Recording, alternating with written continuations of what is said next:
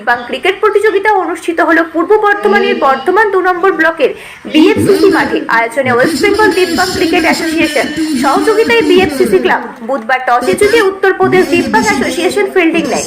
West Bengal দিব্যাং association প্রথমে bat করে 20 ওভারে 4 উইকেটে 248 রান সংগ্রহ করে।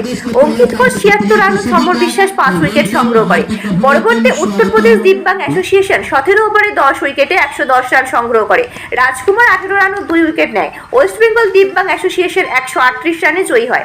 আয়োজক সংস্থার সম্পাদক অভিজিৎ বিশ্বাস জানান, জয়ী দলের অঙ্কিত ঘোষ খেলার সেরা নির্বাচিত হয়। উপস্থিত ছিলেন প্রথম রণেশচন্দ্র সরকার, প্রাক্তন খেলোয়াড় মোহাম্মদ সিরাজউদ্দিন, পিন্টু পাল।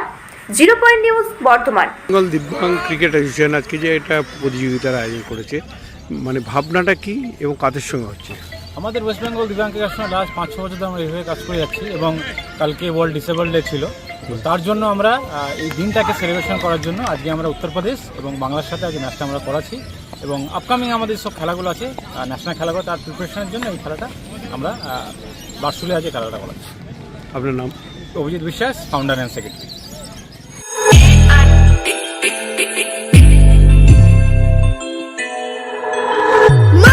Kiara Prince Pratik